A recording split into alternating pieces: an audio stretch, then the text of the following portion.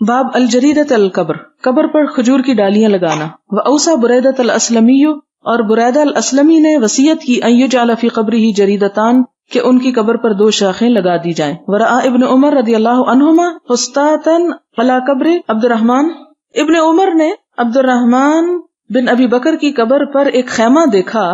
فقال، تو کہنے لگے، انزعہ یا غلام، اے غلام اس کو ہٹا دو. فإنما يذلہ عملہ، کیونکہ آپ پر آپ کا عمل سایہ کرے گا. اس سے کیا پتہ چلتا ہے کہ 2 صحابہ کی 2 مختلف رائے. ایک نے کیا وصیت کی کہ میری قبر پہ 2 ڈالیاں لگا دینا، وہ اس طریقے کو فالو کرتے ہوئے. اور ابن عمر نے کیا کہا، جب ایک اور قبر کے اوپر خیمہ لگا ہوا دیکھا، جس طرح آج کل ہمارے ہاں اوپر سے چھت ڈال دیتے ہیں، تو کہا کہ اس کو ہٹا دو. کیوں؟ اس لیے کہ اب اس چھت اور اس خیمے اور ان چیزوں کا کوئی فائدہ نہیں، اصل میں ان کا عمل ہی ان پہ سایہ کرے گا. اب عمل کی بات ہے.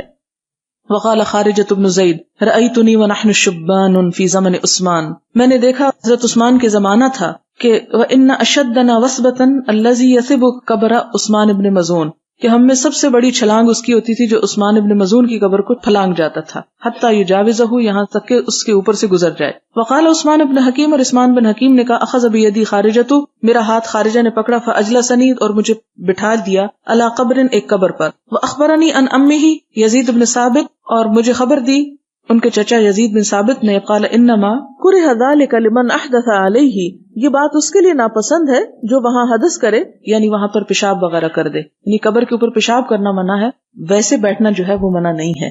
اس میں یہ نا کہ قبر کے اوپر نہیں چڑھنا چاہیے یا بیٹھنا نہیں چاہیے. تو ان روایات کو لا کے یہ کیا بتا رہے ہیں کہ مثال کے طور پر اگر قبر کو پھلانگنا پڑ جائے، پھلانگ سکتے ہیں. وہ لڑکے ہوں گے اس زمانے میں جو مقابلے کرتے ہوں گے، اور قبرستان میں عموماً لڑکے وغیرہ گھس جاتے ہیں، تو وہ یعنی مختلف قبروں پر سے پھلانگ کے اپنے وہ بتاتے تھے کہ کون کتنی بڑی چھلانگ ہے کس کی. تو سب سے بڑی چھلانگ اس کی ہوتی جو عثمان بن مظعون کی قبر کو پھلانگ جاتا.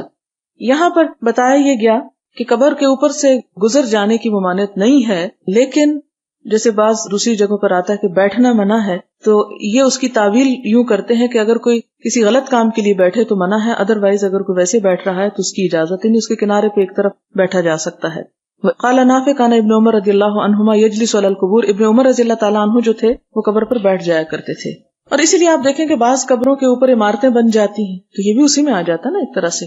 جو قبریں ہٹا دی جاتی ہیں، کسی سڑک کوئی بننے لگتی ہے، کچھ اور پلازے بنتے ہیں، کھدائی ہو رہی تھی، بیچ میں سے قبریں نکل آتی ہیں. اب یہ تو نہیں کہ وہ ادھر ہی رہنے دیا جائے، اور جس نے وہ زمین خریدی وہ ہاتھ پہ ہاتھ رکھ کے بیٹھ جائے کہ اس کے نیچے سے قبر نکل آئی ہے. نہیں، وہ قبر میں سے وہ ہڈیاں اٹھا کے کہیں اور دفن کر دے گا اور اس زمین کو استعمال کیا جا سکتا ہے. لیکن وہ یہ نہیں کہ اگر ایک نکلی تو اور تلاش کرنے کے لیے غیر ضروری حصہ بھی کھودنے لگے کہ کہیں غلطی سے ہم اس کے اوپر آ جا نہ رہے ہوں. نہیں، مرنے کے بعد اصل چیز انسان کا عمل ہے جو اس کو فائدہ دیتا ہے.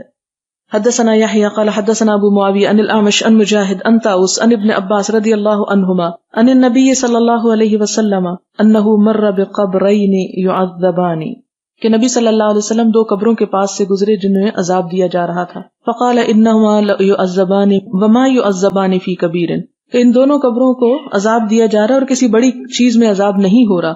اما احدہما، تو ان میں سے ایک فکان لا یستتر من البول، کہ وہ پیشاب سے نہیں بچتا تھا. واما الاخر فکان یمشی بالنمیمۃ، اور دوسرا جو تھا وہ شغل خوری کرتا تھا. یعنی عذاب قبر کس چیز سے ہوتا ہے؟